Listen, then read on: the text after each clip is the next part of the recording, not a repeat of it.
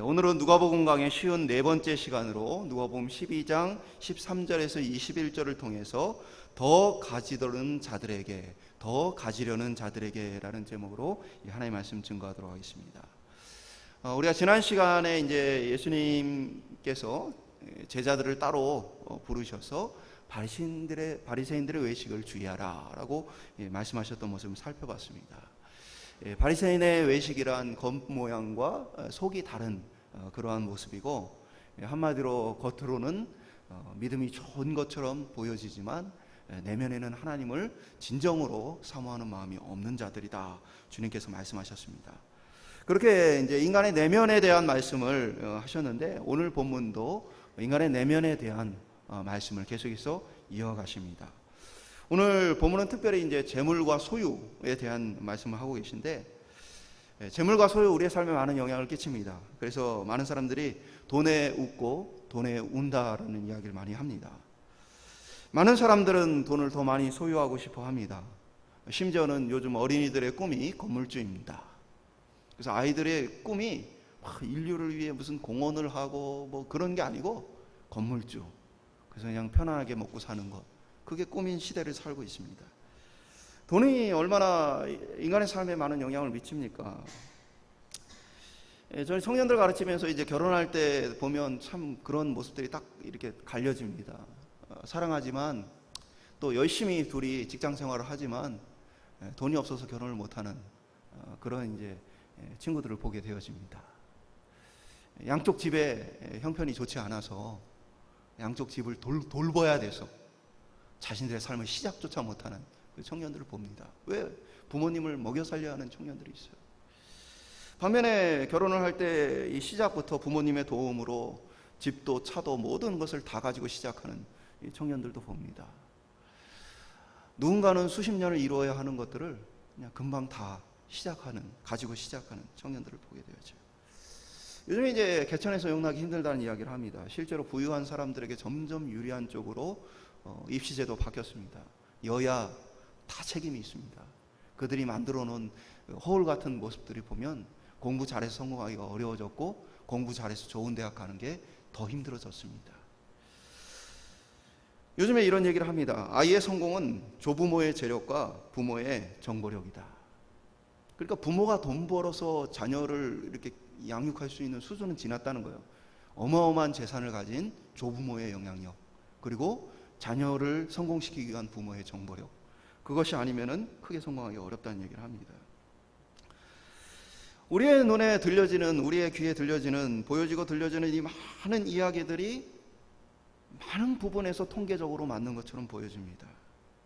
그러면서 또 많은 사람들이 이런 세상 속에서 우리가 도태되고 있는 것은 아닌가, 우리 아이가 실패하는 인생을 살게 되는 것은 아닌가, 걱정과 염려를 하는 시대, 돈 때문에 염려하고 걱정하는 시대, 돈이 사실은 생존을 하는데 없어서가 아니라 생존을 하기에 넉넉함에도 불구하고 돈 때문에 걱정하는 시대를 삽니다. 돈이 많으면 행복할까요? 어떤 분들은 세상에서 가장 가난한 나라들 행복 지수가 높다, 돈과 행복은 관계가 없다 얘기를 합니다.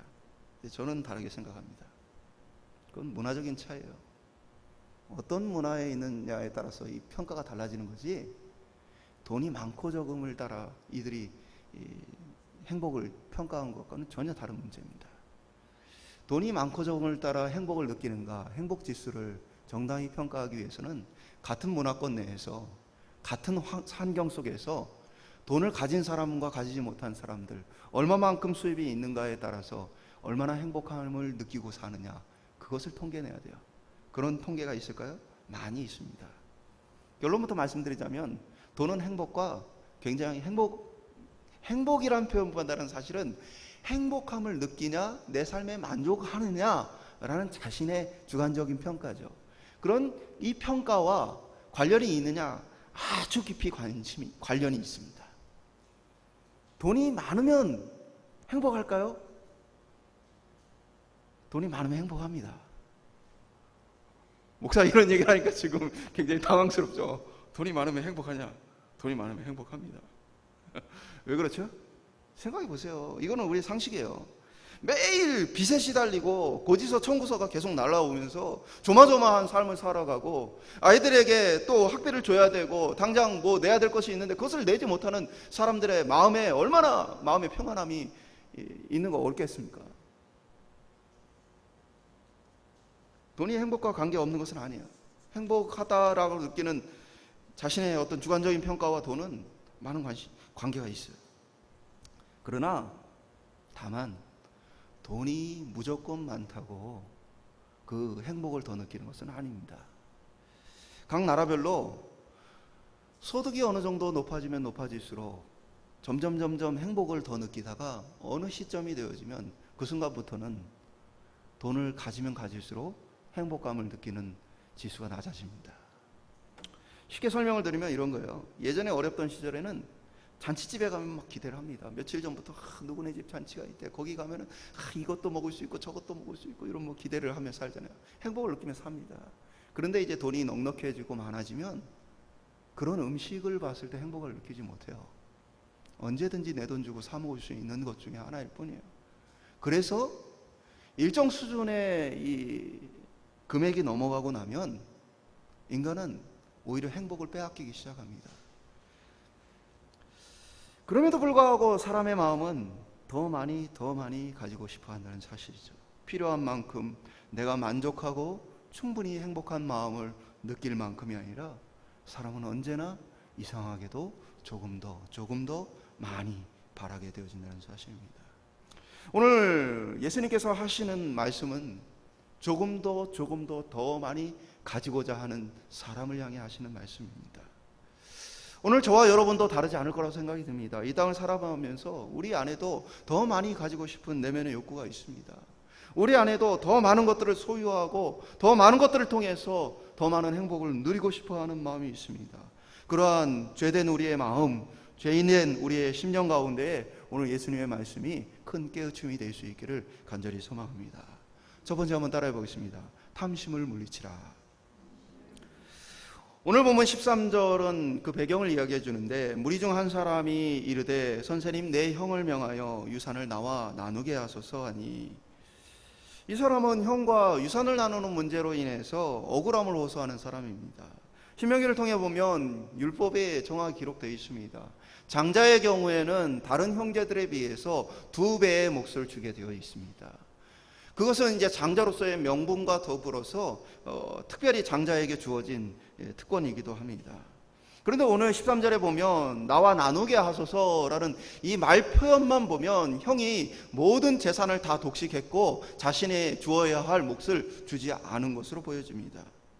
아니면 그가 과장하여서 받아야 할 것을 충분히 못 받아서 나누게 해주십시오 라고 얘기했는지도 모르겠지만 분명한 것은 유산 상속과 관련해서 그는 억울한 일을 당하였고 그것을 예수님 앞에 와 말하였다는 사실입니다.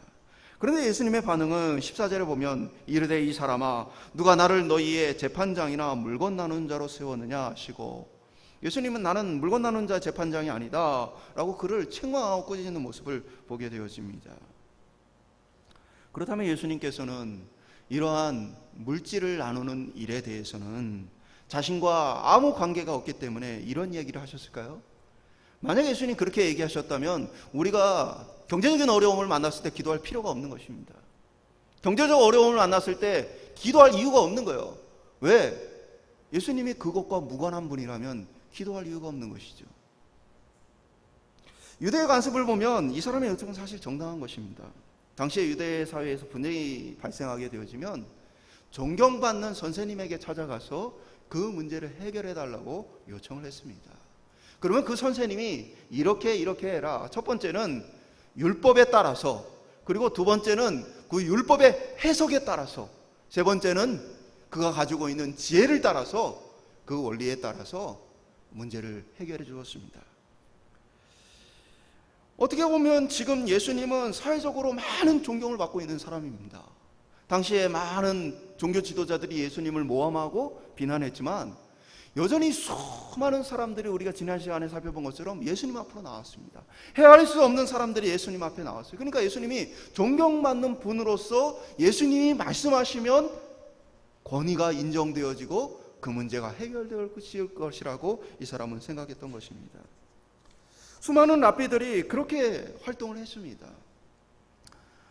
선생님, 랍비라 불려졌던 이 사람들은 그것을 통해서 자기의 어떻게 보면 권세를 펼칠 수 있는 거예요. 자신의 명예가 생기고 많은 사람들이 자신을 존경하기 시작하면 어떤 분쟁과 어려움이 찾아왔을 때 자신에게 찾아옵니다.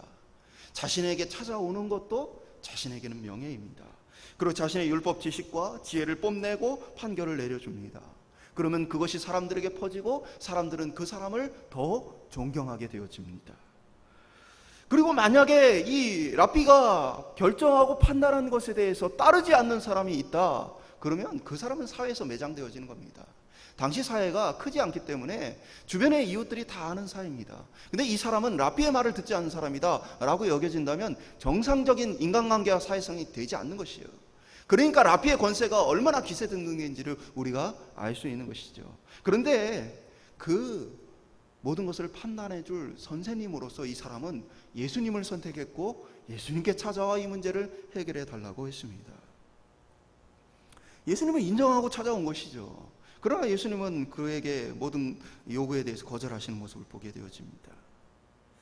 예수님은 자신이 판단을 해야 될 문제가 아니기 때문에 지금 거절한 것이 아니고, 사실은 예수님께서는 재산을 나누는, 재물을 나누는 일과 무관하기 때문이 아니라 지금 더 중요한 문제를 다루기 위해서 지금 이야기를 하고 계신 것입니다.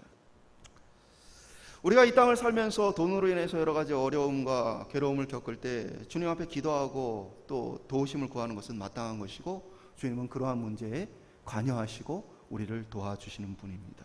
다만 지금의 이 상황은 조금 다른 부분이 있다는 거예요. 성경 전체에서도 예수님은 많은 사람들의 이런저런 어려움들과 고통을 들어주시는 분이었고, 하나님에 대한 기도는 인간의 육신적인 문제, 영적인 문제를 모두 포함해서 전 인격적인 모든 문제에 대해서 구하고 도움을 찾도록 요구하고 있는 것이죠. 그러니까 성경 전체의 맥락에서도 예수님이 이 문제를 해결하실 수 있었어요. 다만 예수님 15절에 보면 왜 이 문제에 대해서 거절하셨는가를 볼 수 있습니다. 15절을 보면 그들에게 이르시되 삶과 모든 탐심을 물리치라. 사람의 생명이 그 소유에 넉넉한 데 있지 아니하니라 하시고. 그러니까 예수님이 이건 나하고 상관없는 문제야가 아니고 지금 이 사람에게 있어서 유산을 나누는 문제보다 중요한 문제가 있었기 때문이에요. 그리고 이 문제는 이 찾아온 사람만의 문제가 아니고 지금 그 듣고 있는, 예수님의 말씀을 듣고 있는 많은 무리들에게도 해당되는 얘기였어요. 그들도 똑같은 사람들이었기 때문입니다. 그것은 바로 그에게 말씀하셨다가 아니고 15절에 보면 그들에게 말씀하셨다라는 것을 통해서 지금 탐심을 물리치려는 말씀은 지금 찾아온 이 사람뿐 아니라 이 말씀을 듣고 있는 모든 사람에게 해당되는 사실을 우리가 알 수 있습니다. 곧 이 모든 사람들이 지금 탐심에 빠져 있습니다. 예수님은 유산을 나누는 문제보다 중요한 문제는 지금 탐심에 빠져 있는 문제다라는 부분을 얘기하고 있는 거예요. 탐심이란 더 많은 이란 단어와 소유하다는 두 단어가 합쳐진 단어입니다. 헬라어로 보면 더 많이 소유하다라는 뜻을 가지고 있어요. 그러니까 한없이 더 많이, 조금만 더 많이 가지려 하는 이 마음을 탐심이라고 표현하고 있는 거예요. 예수님의 이 표현을, 행동을 우리가 좀 쉽게 이해를 하자면 이렇게 예를 들어볼 수 있어요. 한 의사에게 환자가 찾아왔어요. 요즘에 목이 칼칼하고 좀 증상이 좋지 않으니까 감기약 좀 주세요 하고 찾아왔어요. 기침도 나오고 가래도 나오는데 감기약 좀 주세요 하고 왔는데 의사가 검진을 해보고 그 내면을 보니까 폐암입니다. 근데 이 사람은 감기만 해결해 달라고 얘기를 합니다. 기침만 안 나오게 해달라고 얘기를 합니다. 그러면 의사 중에서 기침약 주고 보낼 사람이 어디 있습니까? 정상적인 의사라면 폐암에 대한 문제를 해결해야 되는 것입니다. 기침은 지금 아무것도 중요하지 않은 문제인 것입니다. 마찬가지입니다. 지금 예수님께서 이 말씀하신 이유는 지금 물건 나누는 일이 중요한 게 아니고 내 속에 있는 탐심이 지금 심각한 문제다 라고 이야기를 하시는 겁니다. 그리고 주님께서 이 땅에 오신 일은 본질적으로 바로 물건을 나누는 이러한 문제보다도 너의 안에 있는 탐심의 문제를 해결하여서 너의 영혼을 구원하기 위한 것이 내가 이 땅에 온 본질적인 이유다라는 부분들을 분명하게 밝혀주기 위해서 그렇게 표현을 하신 것입니다. 이 사람은 재물에 대한 문제로 인해서 모든 생각을 빼앗기고 있어요. 그러니까 예수님이 다시 오신 목적에 대해서 사람의 생명이 그 소유에 넉넉한 데 있지 않다. 나는 사람의 생명, 영혼의 생명을 위해 왔다는 것들을 강조하시면서 너의 모든 생각은 지금 더 많이 가지려는 돈에 묶여 있구나 라는 것을 주님 보시고 그를 책망하시고 또 그 주변에 있는 자들에게 말씀하신 것이란 사실이죠. 그의 마음은 재물에 대한 것으로 가득 차 있고 어떻게 보면 지금 예수님께서 하시는 게 하나도 안 보인 겁니다. 그러니까 예수님께서 오셔서 기적을 일으키시고 하나님 나라의 말씀을 증거하시는데 이 사람은 지금 뭐만 본 거예요? 예수님을 보면서 그의 명성과 그가 말씀하시면 우리 형님이 안 듣고는 못 베길걸? 이라고 생각을 하고는 그 예수님을 자신의 물질의 문제를 해결하는 데에 이용하기 위한 마음으로만 지금 예수님이 대하고 있는 거예요. 그러니까 예수님이 그것에 대해서 강하게 질책을 하신 것이죠. 이 사람은 유산을 받는 일이, 정당한 유산을 받는 일이 잘못된 일은 아니에요. 그러나 그것에 지나치게 마음을 빼앗긴 대가로서 자신의 영원한 생명을 빼앗길 수도 있다는 사실입니다. 탐심을 물리쳐라 예수님 말씀하시는데 물리치다라는 이 단어의 원뜻은 경계하다, 보초를 세워서 지키다 라는 뜻을 가지고 있습니다. 그러니까 탐심이 우리의 마음 속에 있는데 그 탐심이 우리의 마음 전체를 빼앗지 않도록 어떻게 해요? 보초를 세워서 지켜라. 그것이 마음껏 활동하지 않도록 경계를 해라 라고 주님 말씀하고 있는 것입니다. 혹시 돈 버는 재미, 돈 모으는 재미, 돈 불리는 재미에 너무 빠져 있어서 스스로의 영혼이 죽어가는 것도 알지 못한 채 매달리고 있는 분들이 계시다면 오늘 예수님의 탐심을 물리치라 라는 이 말씀이 마음에 와닿을 수 있기를 간절히 소망합니다. 두 번째 한번 따라해 보겠습니다. 오늘 밤 내 영혼을 도로 찾으리. 예수님께서 이와 관련해서 한 가지 비유를 드십니다. 한 부자가 있는데 밭의 농사가 아주 잘 됐습니다. 얼마나 잘 되었는지 그가 예상한 것보다 곡식이 훨씬 많이 추수하게 되었습니다. 그래서 이 사람이 어떻게 합니까? 저장할 창고가 부족하니 창고를 헐고 더 크게 지어야 되겠다라는 마음을 갖게 되어집니다. 이 행위 자체가 문제가 있을까요? 어떤 분들은 그렇게 많이 거두어 드렸으면 그 창고만 가득 채우고 나머지는 가난한 사람들에게 나눠줘야 되는 게 아니냐라고 얘기할 수 있는데 저는 그렇게 보지는 않습니다. 창고를 다시 짓는 문제 자체가 잘못된 것은 아닙니다. 저장할 곡식이 많아서 창고를 새로 짓는 것은 상식적인 것입니다. 예를 들면 우리의 삶도 마찬가지예요. 18평에 살다가 가족 수가 많아서 그런데 돈이 여유가 생겨서 30평으로 이사 갈 수 있는 것입니다. 18평 살았던 사람은 계속 18평에만 살아야 되는 것도 아니잖아요. 자신의 삶에 재산이 생기고 부유함이 생겼을 때 그것에 따라서 더 늘려갈 수 있는 것입니다. 돈을 많이 벌어서 경차를 타다가 좀 더 큰 차 탈 수 있는 것 당연한 것입니다. 그것을 잘못했다 말할 수 있는 것이 아니에요. 그러니까 한마디로 얘기해서 이 사람이 지금 차고 넘치도록 거두게 되어서 창고 얼고 새로 짓겠다는 이 행위 자체는 사실 문제가 되어지지 않습니다. 누가복음 12장 19절에 보면 또 내가 내 영혼에게 이르되 영혼아 여러 해 쓸 물건을 많이 쌓아두었으니 평안히 쉬고 마시고 즐거워하자 하리라 하되 문제는 그의 행위 자체가 아니라 그의 마음에 있었습니다. 여러 해 쓸 물건을 많이 쌓아두었으니 평안히 쉬고 먹고 마시고 즐거워하자. 혹시 이것이 잘못되었을까요? 이것도 아닙니다. 이 표현도 문제가 없어요.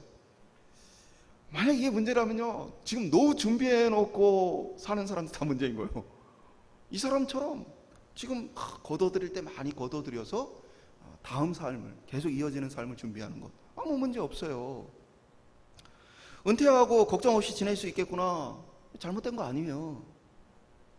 문제는 뭐냐면 그의 마음에 대해서 예수님이 강조한 표현인데 심중에, 17절에 보면 심중에라는 표현을 썼어요.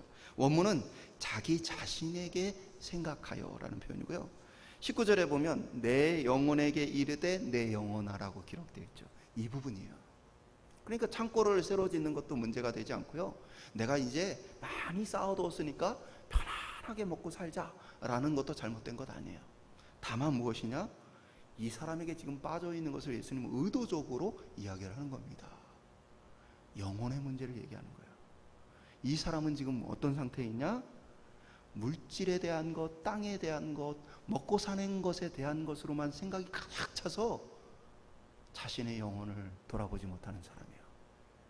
예수님이 이렇게 표현하신 이유는 이 사람은 마치 자신의 영혼까지도 이 땅에 먹고 마시는 것으로 충분하다라고 생각하고 있다라고 예수님 표현하신 거예요. 그러니까 이 사람은 뭡니까? 자신의 영혼에 대한 참된 지식이 없는 사람이에요. 철저하게 현세 중심적으로 살아가는 사람입니다. 그래서 예수님은 의도적으로 이 영혼이란 표현, 심중이라는 표현을 통해서 이 사람의 마음 속에 세상의 것으로 가득 차 있고 탐심으로 가득 차 있는 것에 대해서 지적을 하고 계시는 것이란 사실입니다. 영혼에 대해서는 무지한 사람입니다. 바로 이 사람을 향해서 하나님께서 20절에 이렇게 말씀하십니다. 하나님은 이르시되 어리석은 자여 오늘 밤에 내 영혼을 도로 찾으리니 그러면 내가 준비한 것이 누구의 것이 되겠느냐 하셨으니, 하나님이 뭐라고 말씀하시겠냐? 자신의 영혼을 알지 못하고 깨닫지 못하는 자에게 어리석은 자다. 어리석다라는 뜻의 이 단어 자체는 생각이 없다, 분별력이 없다라는 뜻을 갖고 있어요. 영적인 생각과 영적인 분별력이 없는 어리석은 사람이다 라고 표현을 하고 있습니다. 오늘 밤 내 영혼을 도로 찾으리니 그러면 그 준비했던 모든 것이 누구의 것이 되겠느냐? 이 사람은 18절에 보면 또 이르되 내가 이렇게 하리라. 내 곳간을 헐고 더 크게 짓고 내 모든 곡식과 물건을 거기에 쌓아두리라. 내 곳간과 내 모든 곡식, 내 모든 물건, 그의 마음속에는 내 것이라고 생각하는 마음이 있어요. 근데 하나님은 내 것이다 라고 생각하는 그에게 너의 영혼을 도로 찾으면 그것은 누구의 것이냐? 네 것이 아니다 라는 이야기를 하고 계신 것입니다. 착각이라는 거예요. 어리석다라는 거예요. 네 거 아니라는 거예요. 우리가 세상에서도 이런 얘기 많이 듣죠. 죽어서 다 쌓아 짊어지고 갈래 라는 이야기 많이 듣습니다. 죽어서 다 쌓아 짊어지고 갈래. 세상 사람들도 아는 것이에요. 근데 이 사람은 세상에 대한 지나쳐진 애착과 탐심으로 인해서 다 자기의 것인 줄 알고 있어요. 제가 이전에 섬겼던 교회에서 새벽에 전도서 설교를 하던 중에 이 땅의 삶에 대해서 지나치게 애착을 갖지도 말고 그렇다고 지나치게 무시하지도 말아라. 너무 돈돈돈 하며 살지 말고 자신을 위해서도 사용하며 살아라 라고 설교했던 적이 있습니다. 한 달쯤 지나서 한 성도님이 찾아왔어요. 이분의 마음속에는 저한테 꼭 이 얘기를 해주고 싶었던 것 같아요. 평생 돈 모으느라 아등바등하며 살았는데 그날 새벽에 목사님 설교를 듣고는 돈을 모으는 게 전부가 아니라는 생각이 들어서 그날부터 아내와 함께 극장에 가서 영화도 보고 밥도 사 먹고, 그런데 요즘엔 너무 행복합니다 이런 이야기를 하셔요. 왜 평생 그렇게 바보처럼 살았을까? 영화 보고 밥 한 끼 사 먹어도 아무 문제 없는 정도의 삶인데 왜 그것도 못하고 살았을까? 라는 이야기를 하셨어요. 늘 부족하다고 여기는 마음, 더 많이 가지면 조금 더 마음이 편안할 거라고 생각하는 것, 때로는 조금만 더 모아서 자식들에게 주어서 그들의 인생의 짐을 조금이라도 덜어주고 싶은 마음, 이게 다 사실은 탐심이라는 사실입니다. 탐심입니다. 언제나 부족한 거예요. 탐심입니다. 아무리 모아도 조금만 더. 어린아이들이 예전에 보면 땅 따먹기 놀이를 합니다. 서로 금을 그어가면서 넘어갔다 안 넘어갔다 싸우고 저녁이 되면 그러나 다 집으로 돌아갑니다. 그 전날 그려뒀던 땅은 그렸다고 자기 땅이 아니고 사실은 땅 임자 따로 있습니다. 그렇죠. 지들끼리 그려놓고 싸우고 뭐 한 거예요. 그리고 다음날 되면은 싹 지워져 있거나 아니면 뭐 땅 주인이 거기다 딴 거 지면 딴 데 가서 놀아야 되는 거예요. 제가 왜 이 말씀을 드냐면, 그럼에도 불구하고 어린아이들이 그렇게 싸우고 하는 이유가 어디 있어요? 그 땅 따먹기에 너무 열중해서 그런 거예요. 이거 내 땅 아닌데 자기 땅이라고 그러고 싸워요. 오늘 우리의 삶이 그런 거 아닙니까? 주님이 우리의 영혼을 도로 찾으면 아무것도 가져갈 수 없는 것이에요. 우리의 것인, 내 것, 내 소유, 내가 마은 곡식, 내가 모은 물건이라고 생각했던 그의 생각같이 우리 혹시 그렇게 생각하고 사는 것 아닙니까? 그래서 더 많이 가지고 더 많이 모으느라고 열중하느라고 정신이 없어서 지금 탐심 속에서 조금만 더 하고 있는 것은 아닙니까? 그러는 사이에 자신의 영혼이 죽어가는 것을 알지 못한 채 많은 사람들이 살아가고 있음을 주님 말씀하신 것입니다. 욕심이 자신의 마음을 지배해서 온통 마음이 물질적인 것으로 가득 차 있고, 사실은 하나님을 섬기는 것이 아니라 물질을 섬기고 있는 자기 자신을 알지 못하는 것이. 오늘 하나님 말씀하시는 거예요. 오늘 밤 내 영혼을 도로 찾으리니. 오늘 밤 내 영혼을 도로 찾으리니. 사랑하는 여러분, 준비가 되어 있습니까? 오늘 밤 주님이 우리의 영혼을 되찾아가시면 우리가 오 주님 빨리 나의 영혼을 찾아가십시오, 제가 기다리고 있었습니다, 준비되어 있습니까? 아니면 그것 좀 쓰고 갈걸, 아니면 이것 좀 하고 갈걸, 그런 아쉬움과 또 안타까움이 남는 인생이 되겠습니까? 우리의 영혼은 주님이 오늘 밤 우리를 찾으시기에 충분히 준비되어 있습니까? 우리의 영원한 생명은 이제 아무런 미련을 남겨두지 않고 있습니까? 할렐루야, 하나님 내가 여기 있습니다. 오늘 저희가 함께 고백할 수 있는 그러한 영적으로 깨어있는 지식 있는 삶 살 수 있기를 간절히 소망합니다. 마지막으로 따라해 보겠습니다. 영혼의 부요함을 위하여. 바로 이렇게 언제든지 아멘 주여서요 어서 오시옵소서, 할렐루야 하나님 내가 여기 있습니다 라고 고백할 수 있는 사람은 어떤 사람입니까?